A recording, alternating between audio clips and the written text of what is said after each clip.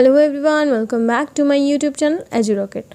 Friends, ये एक series BEd की प्रिपरेशन के लिए स्टार्ट की गई है। ये स्पेशली इग्नू के लिए है, लेकिन इग्नू के अलावा अगर कोई स्टूडेंट किसी और यूनिवर्सिटी से बीएड कर रहा है तो उनके लिए भी बेहद बेनिफिशियल होने वाली है। इसके अलावा सीटेट, एस्टेट या कोई भी कॉम्पिटिटिव एग्ज़ाम है, DTEP+B का, KVS का, NVS का, ये उसमें भी काफ़ी हेल्पफुल रहने वाली है। फ्रेंड्स, आइए वीडियो को स्टार्ट करते हैं।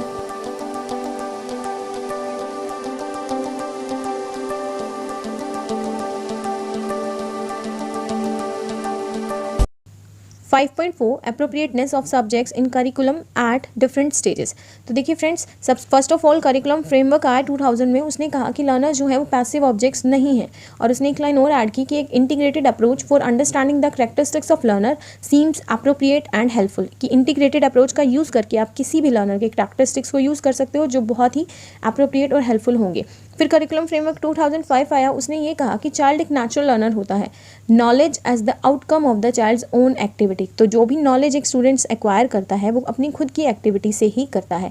तो ये हमें एक्सपेक्ट किया जाता है फॉर्मल प्रोसेस ऑफ लर्निंग से, जहाँ पे लर्निंग टेक प्लेस करती है to do for children was largely to open up possibilities of understanding and relating to the world. जहाँ से बच्चे को काफ़ी सारी पॉसिबिलिटीज़ मिलती हैं कि वो समझ पाए सेल्फ को, सोसाइटी को एंड वर्ल्ड को। तो देखिए स्टेजेस ऑफ स्कूल एजुकेशन क्या थी, प्राइमरी, अपर प्राइमरी, सेकेंडरी और हायर सेकेंडरी स्कूल में। तो फर्स्टली हम करिकुलम 1988 की बात करते हैं। तो इन्होंने 2 साल जो एजुकेशन के बच्चों के कहे थे, उसने कहा कि फर्स्टली रिकग्नाइज कीजिए distinctiveness of the first 2 years of education of a child from the subsequent stage. कि कैसे वो एंगेज होता है, कैसे वो कंस्ट्रक्ट करता है अपनी own development in overall context, जहाँ से भी वो आया है, और उसके बाद उसको कैसे मतलब एजुकेट किया जाए। तो प्री प्राइमरी स्टेज के नाम से इसे जाना गया, और इसमें बच्चे को फॉर्मल टीचिंग से दूर रखा गया। जबकि जो करिकुलम फ्रेमवर्क 2000 आया उसे अर्ली चाइल्डहुड एजुकेशन के नाम से जाना गया, जिसमें ये बात कही गई कि बच्चे को एंगेज किया जाए फॉर्मल एजुकेशन से, और ताकि उसकी डिस्टिंक्टिवनेस भी पहचानी जा सके। और इसी टर्म को फिर उन्होंने क्या किया और आगे डिफाइन करते हुए कहा कि बच्चा जो है वो देखिए एक ऐसी स्टेज से आता है जहाँ वो डिपेंडेंट होता है अदर्स पर, अपने पेरेंट्स पर, और लेसनेस वाली फीलिंग रखता है। वहाँ से लेकर उसको कैसे इंडिपेंडेंस अटेन कराई जाए, और फिर उसके बाद उसको क्यूरियस कैसे करना है टुवर्ड्स देयर लर्निंग। तो ये सब इसमें था। फिर आया 2005, वो एक स्टेप फॉरवर्ड था। उसमें कहा गया कि जो ये चाइल्डहुड पीरियड होता है, पहले तो उसने नाम दिया early childhood care and education, जो आज भी है।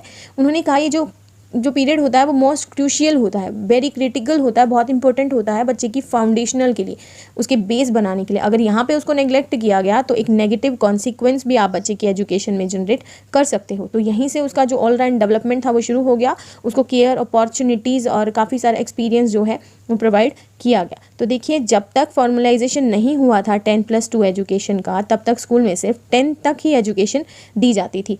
उससे पहले की, उसके बाद की बिल्कुल भी नहीं।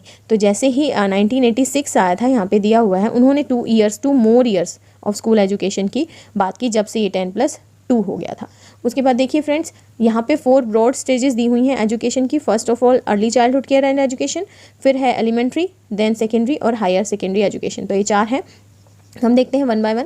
सबसे पहले हम बात करते हैं कि जो एजुकेशन है, जो NCF 2005 ने कुछ सजेस्ट किए हैं, कुछ stages to accompany schemes of studies and assessment, जो सूटेबली ऑर्गेनाइज्ड होती हैं on the basis of firstly general aims क्या है एजुकेशन के, डेवलपमेंटल स्टेज क्या है चिल्ड्रन की, और नेचर ऑफ नॉलेज क्या है इन जनरल और curricular subject areas in particular, और लास्ट सोशो पॉलिटिकल कॉन्टेक्स्ट कैसा है बच्चे। So according to first stage यानी कि early childhood care and education, यहाँ पे बच्चे को जो प्ले, म्यूजिक, राइम, आर्ट्स ये सब सिखाया जाए और काफ़ी सारी एक्टिविटीज़ में मतलब इन्वॉल्व किया जाए, और साथ साथ उसको जो है अपॉर्चुनिटीज़ प्रोवाइड की जाए ताकि वो अपना स्पीकिंग, लिसनिंग और खुद को एक्सप्रेस करना, ये सब जो है इनफॉर्मल वे में डेवलप कर पाए। अब उसके बाद जो सेकंड स्टेज है यानी कि एलिमेंट्री स्टेज, उसमें बच्चे को ये बात की गई कि एक इंटीग्रेटेड करेक्टर के साथ बच्चे को इनेबल किया जाए ताकि वो फैसिलिटी लैंग्वेज में, एक्सप्रेशन में गेन कर पाए, और खुद में एक कॉन्फिडेंस, जो सेल्फ कॉन्फिडेंस होता है वो जनरेट कर पाए। जो उसके बाद इन्होंने ये भी रिकमेंड किया कि बच्चे को विद इन और आउटसाइड स्कूल दोनों की ही एजुकेशन प्रोवाइड कर देनी चाहिए। जो थर्ड स्टेज थी सेकेंडरी स्टेज, सेकेंडरी एजुकेशन वाली, उसमें रिकमेंड किया गया एक एम पर कि क्रिएट करना है awareness of the various discipline. एक काफ़ी सारे डिसिप्लिन की अवेयरनेस यहाँ पर बच्चे को होनी चाहिए, और साथ साथ उसको पॉसिबिलिटी और स्कोप भी हो स्टडी का इन दैम। एट लास्ट जो स्टेज थी हायर सेकेंडरी वाली, उसमें possibility of choosing optional course of studies for exploring and understanding different areas of knowledge both in relation to one's interest and one's future careers. तो वहाँ पे उनको option दिए जाते थे, स्ट्रीम्स दी जाती थी, ताकि बच्चे जो है खुद से अपने इंटरेस्ट से या फ्यूचर करियर के हिसाब से अपनी कोई भी स्ट्रीम्स चूज कर पाएँ। 5.4.2 making selections of the content in different subject areas and designing the syllabus. तो देखिए सब्जेक्ट वाइज डिजाइनिंग होती थी सिलेबस की और कंटेंट सिलेक्शन की। तो बाय ए सिलेबस, देखिए सिलेबस का मतलब ये नहीं होता कि आपने कुछ लिस्ट ऑफ कंटेंट बना ली, जैसे कुछ आप रैंडम वर्ड्स अगर लगा दें जैसे एम आर फ्यू, तो क्या ये सेंटेंस बन गया? नहीं बना। इसी तरह से अगर आप एक लिस्ट बना देंगे किसी भी कंटेंट की, वो सिलेबस नहीं होता। उसके लिए आपको जो है एक product of consistent thinking with each of its topic, यहाँ पे दिया हुआ जो थीमेटिकली लिंक्ड हो बाकी टॉपिक के साथ, और एक एंटायर डॉक्यूमेंट एक इंटीग्रल होल का काम करे। फर्स्ट ऑफ ऑल इंपॉर्टेंट क्या होता है इसमें, approach towards conceiving the subject from the point of view the learner, कि ऑब्जेक्टिव जो हैं वो उसको अचीव कौन कौन से होने वाले हैं after the finishing of this syllabus या फिर यूनिट। और सेकंड जो ऑब्जेक्टिव है वो ये है कि mindful about the internal logic of the subject, कि जब भी जो है टास्क ये करना है सेकंड, कि एक माइंडफुल होना है, सोचना है कि इंटरनल लॉजिक क्या है of using this subject, methods of inquiry, presentation of facts, analytical framework, inferential techniques कौन कौन सी यूज़ करने वाले हो। उसके बाद डिज़ाइन करते वक्त सिलेबस को हमेशा माइंड में रखना चाहिए, लीनियरिटी है of the scheme of the study, वो ना ब्रेक हो, लीनियर में हो, सारे जो है स्टेप बाय स्टेप हो, ऐसा ना हो जो टॉपिक बाद में आना चाहिए वो आप पहले दे रहे हो सिलेबस में। उसके बाद नेक्स्ट अगर ध्यान दिया जाए तो बच्चों को एक्वेंट कराना, जान पहचान कराना about the scope of the subject, कि ये वाला सब्जेक्ट ही क्यों इनकलकेट किया जा रहा है। हायर लेवल में देखिए एक बच्चा जो है world of knowledge by studying a subject, वो अपनी ही विविडनेस में मतलब एक पूरी सब्जेक्ट की फुल इन्फॉर्मेशन ग्रैब करता है। लेकिन जबकि अगर स्कूल लेवल पर देखा जाए तो उसको किसी सब्जेक्ट का सिर्फ एक ग्लिम्स, कुछ झलक ही बताई जाती है, खाली इंट्रोड्यूस ही कराया जाता है। उसके बाद देखिए क्या होता है, लर्नर्स जो है काफ़ी पुअर डिसीजन बनाते हैं, क्योंकि उनको इतनी नॉलेज नहीं होती, due to lack of knowledge वो चॉइस नहीं कर पाते अच्छे से कि कौन सा सब्जेक्ट उनको चूज़ करना है, किसकी नॉलेज उनको ज़्यादा है। तो ये सब इन्फ्लुएंस होता है फॉल्स नोशन का, या फिर आप कह सकते हो कि डिफरेंट सब्जेक्ट जो भी हैं उनको वो देखते हैं कि फर्दर स्टडी के लिए कौन सा बेटर है या नॉलेज एक्विजिशन के लिए कौन सा बेटर है। तो मेंटेलिटी उनकी इतनी अच्छी नहीं होती है, लैक ऑफ नॉलेज होती है, जिस वजह से वो चूज़ अच्छे से नहीं कर पाते। तो फिफ्थ पॉइंट जो है यहाँ पर ये दिया गया है कि क्वांटम ऑफ कंटेंट, जो आप एक मतलब इतना ही रखिए क्वांटिटी कि भाई वो कवर हो पाए पर्टिकुलर क्लास में with in the stipulated time period. तो लिमिटेड नंबर ऑफ पीरियड्स ही दिए जाते हैं टीचिंग लर्निंग के लिए ड्यूरिंग द स्कूल आवर्स। तो ये सब ध्यान में रखना चाहिए और इसी तरह से ही हम एक सिलेबस को डिज़ाइन कर सकते हैं। तो देखिए फ्रेंड्स, इंकरेज किया जाता है स्टूडेंट्स को कि आप जो भी टॉपिक हो रहे हैं वो बियॉन्ड द टेक्स्ट बुक लेकर जाइए, अपनी रीडिंग अच्छे से कीजिए, टेक्स्ट को जो कंटेंट को है रेलिवेंट बनाइए अपने जो लोकल कंटेंट है उसके साथ, और फोकस कीजिए कंसेप्चुअल अंडरस्टैंडिंग पर rather than only memorisation of for examination. और जो सिलेबस मेकर होते हैं देखिए उन्हें ध्यान में रखकर किसी चीज़ का सिलेबस बनाना चाहिए कि कौन से लेवल का है स्टूडेंट, कौन सी स्टेज है उसकी, प्राइमरी, सेकेंडरी, हायर, ये सब हो, उसको कैसे उसमें फोस्टर करेगा वो क्यूरियोसिटी या capacity among learners for further investigation. जैसे अगर एक हिस्ट्री का है तो ऊपर प्राइमरी पे उसको फोकस करना चाहिए इंडियन हिस्ट्री को, जैसे कि हमने देखा भी है क्रोनोलॉजिकल जो टाइम है वो डिवाइड किया गया है इन ईच क्लास। जैसे 6th क्लास में अगर आपका एंशिएंट इंडिया है तो 7th में मेडिवल है और 8th में मॉडर्न है। और फिर ऑब्जेक्टिव क्या है देखिए, तो ये एक बेटर वे है, और इसको किसी भी सिलेबस को अगर आप डिवाइस कर रहे हो तो उसका ऑब्जेक्टिव क्या होता है, यहाँ पे एक 5 फोल्ड दिए हुए हैं, 5 पॉइंट। सबसे पहले एक प्रोवाइड करना general idea of the development, हमें एक्सेस डिटेल को अवॉइड करना चाहिए और सिर्फ जो मेन जो कंटेंट है वही लेना चाहिए।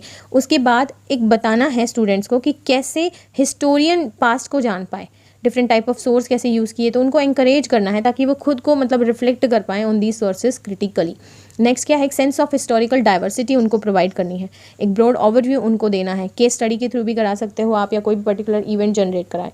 उसके बाद उनको टाइमलाइन से इंट्रोड्यूस कराइए, हिस्टोरिकल मैप, तो कुछ भी जो रिसोर्सेज हैं हेल्पफुल उनसे आप उनको इंट्रोड्यूस करा सकते हो और कोई पर्टिकुलर प्रोजेक्ट देकर आप उनकी डेवलपमेंट कर सकते हो। जो नेक्स्ट है 5th पॉइंट वो ये है कि लर्नर्स को एंकरेज करना, इंडल्ज करना उनको हिस्टोरिकल इमेजिनेशन में कि what it was like to live in that kind of society, जो भी डिस्कस किया जा रहा है। तो देखिए फ्रेंड्स, अगर ग्रेजुएटिंग स्कीम की बात की जाए तो बच्चों को कुछ ऐसे मतलब ऑब्जेक्टिव्स डिफाइन करने चाहिए जो भी सिलेबस बना रहा है कि लर्निंग ऐसी हो जिसमें बच्चे समझ पाएँ कि कैसे डेवलपमेंट हुई है in the west as well as जो कॉलोनीज़ थी हमारी, तो उस समय क्या इसके सिग्निफिकेंट्स हैं और कैसे इस पीरियड से हमारा मॉडर्न वर्ल्ड तक हम आ पाए हैं। तो सिलेबस मेकर को ये चीज़ ध्यान में रखनी चाहिए, कुछ आइडियाज़ जैसे लिबर्टी है, डेमोक्रेसी है, फ्रीडम है, या एंटी डेमोक्रेटिक जो आइडियाज़ होते हैं, फेसिज्म हो गया, रेसिज्म हो गया, कम्युनलिज्म हो गया, इन सब की जानकारी बच्चों को मिले। उसके बाद जो दूसरा ऑब्जेक्टिव है वो ये है कि हेल्प करना लर्नर को जो वेरिएशन है हमारी जो इंडिया की वेरिएशन है कि कैसे सिलेक्शन किया जाए सच कंटेंट का, कि जो भी डिफरेंट सोशल ग्रुप थे वो कन्फ्रंट हुए हैं, शेप कर रहे हैं हमारी इकोनॉमिक और सोशल जो चेंजेस हैं मॉडर्न वर्ल्ड के। जो नेक्स्ट है थर्ड ऑब्जेक्टिव, वो ये है कि इनेबल करना लर्नर को to recognise how issues reflecting cultural and political changes हो रहे हैं और जो लिंक कर रहे हैं to the issue of identity and power. उसके बाद जो फोर्थ ऑब्जेक्टिव है वो एंकरेज करना लर्नर को ताकि वो सेंस बना पाएँ ऑफ वेराइटी ऑफ सोर्सेज और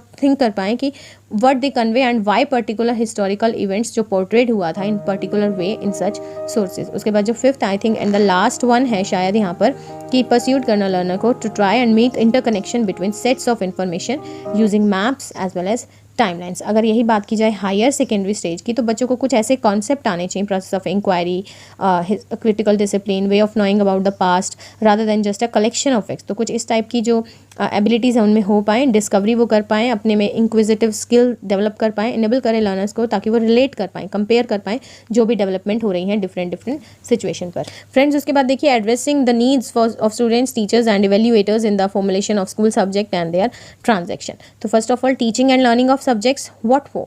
तो एज़ फॉर लैंग्वेज, अगर देखिए हम कोई भी सब्जेक्ट टीच कर रहे हैं, जैसे सपोज लैंग्वेज टीच कर रहे हैं, तो सिर्फ नॉलेज एक्वायर करने के लिए नहीं हो रहा, बल्कि ऑर्गेनाइज भी कर रहा है हमारे थॉट्स को, आइडियाज़ को फॉर इफेक्टिव कम्युनिकेशन। उसके बाद एक चाइल्ड को अपॉर्चुनिटीज़ भी मिलती है कि वो अपनी थ्री लैंग्वेज जो है वो सीख पाए। ऑब्जेक्टिव क्या है इनका, कि कॉम्पिटेंसीज जो लिसन करने की या फिर जो हमारे लिसनिंग, स्पीकिंग, रीडिंग, राइटिंग है उन पर मेन फोकस किया जाए, उनको कॉम्प्रिहेंशन से इंट्रोड्यूस कराया जाए, उनको एक्सप्रेस करने का मौका दिया जाए, एनालिटिकल क्रिएटिव फैसिलिटी उनको फैकल्टीज़ उनको प्रोवाइड की जाए और खुद में भी उनमें क्रिएटिविटी जनरेट करी जाए, उनका कंट्रोल हो ओवर ग्रामर, वो कैब, तो एंगेज किया जाए उनको scientific study of language and literature. अगर लैंग्वेज की बात की जाए तो ये सारे थे। अगर मैथ्स की बात की जाए तो बच्चों में एक थिंकिंग, रीजनिंग, उनको हाइपोथेटिकल सिचुएशन जनरेट करना, लॉजिकल कंक्लूजन, एब्स्ट्रक्शन को डील करना, ये सब आना चाहिए। साइंस की बात की जाए तो first of all discovery learning, inquisitive skills, वो खुद से कुछ रिसर्च कर पाएँ, तो ये वाली ऐसी कुछ मेंटालिटी होनी चाहिए। फिजिकल और बायोलॉजिकल एनवायरनमेंट को मतलब एबिलिटी होने में कि उनको ऑब्जर्व कर पाएँ। कॉन्सेप्चुअल और मैथमेटिकल जो मॉडल है वो डिवाइस करते to explain physical phenomena, undertake करना कंट्रोल्ड एक्सपेरिमेंट, तो ये सब प्रिंसिपल, थ्योरीज, लॉज, ये सब इनको पता होना चाहिए कि कोई भी न्यू ऑब्जर्वेशन कैसे हो रही है, एक्सपेरिमेंट, इनोवेशन क्या क्या हो रहा है।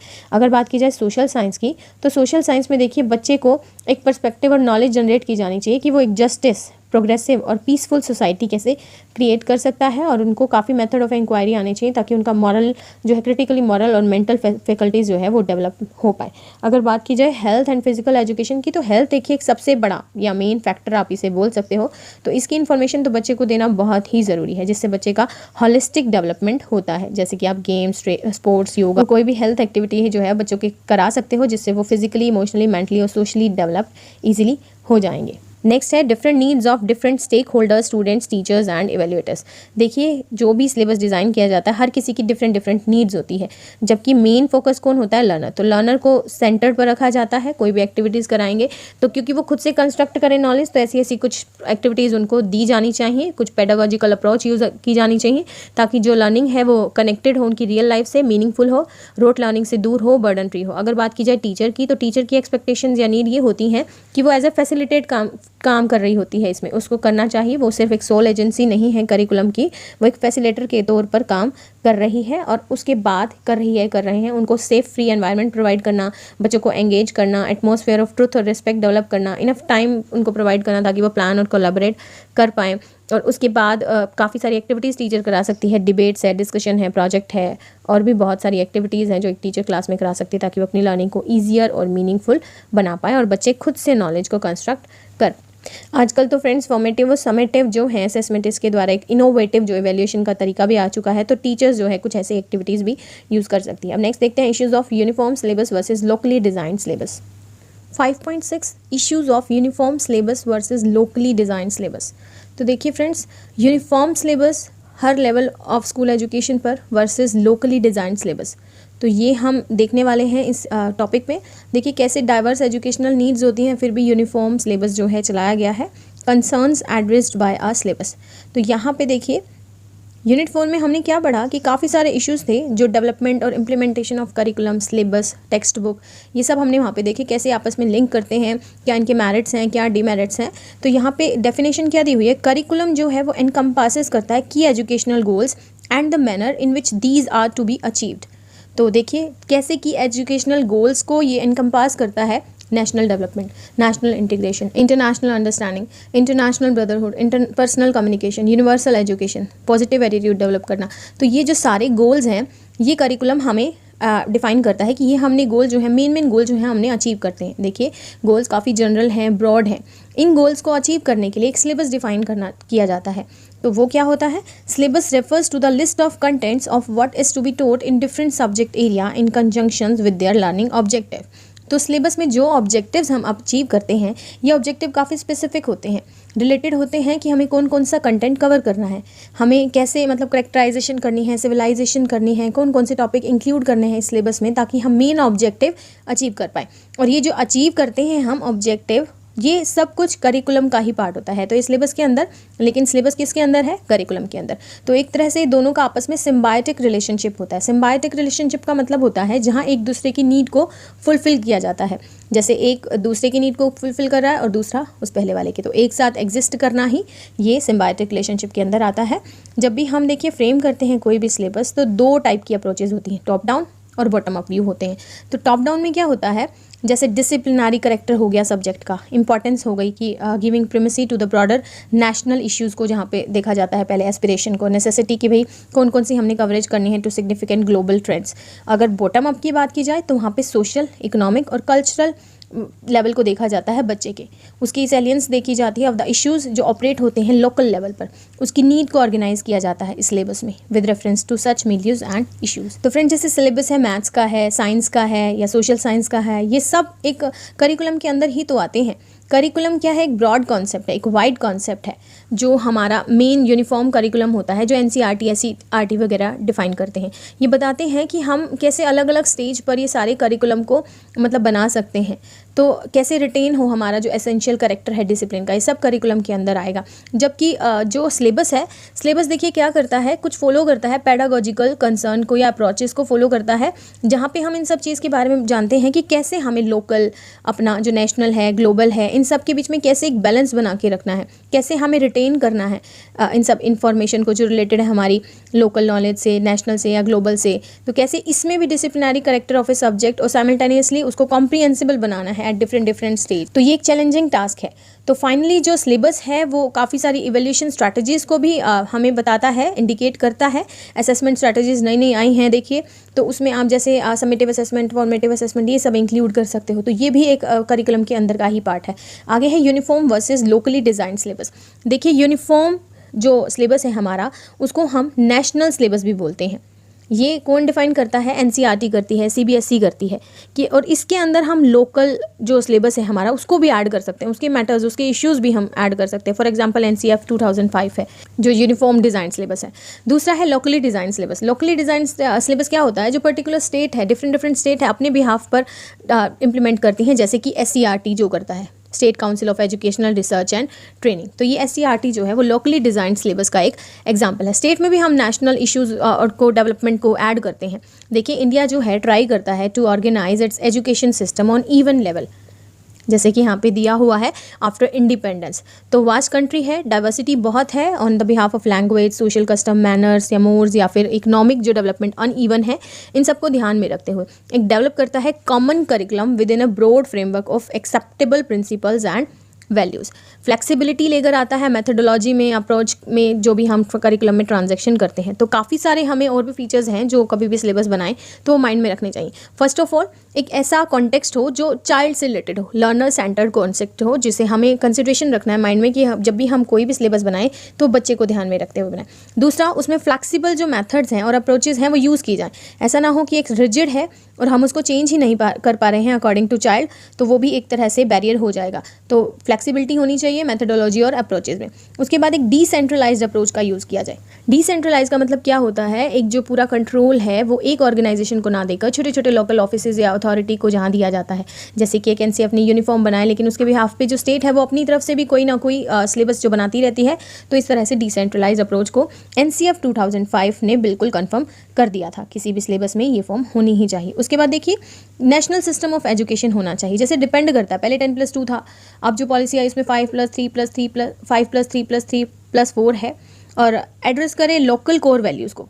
और उसके बाद पार्टिसिपेटिव मैनर हो, यानी कि पार्टिसिपेटिव मैनर का क्या है कि हर एक की पार्टिसिपेशन होनी चाहिए। कैसे डिफरेंट सोशल ग्रुप्स हैं, डिफरेंट डाइवर्सिटी है एक तरह से, उसके बावजूद भी एक कॉमन जो है सिलेबस यहाँ पे ऐड किया जाता है। तो इस तरह ध्यान में रखा जाए कि पार्टिसिपेशन हर किसी का हो, चाहे कैसी भी उसकी एजुकेशनल नीड हो, चाहे किसी भी बिहाफ पे हो।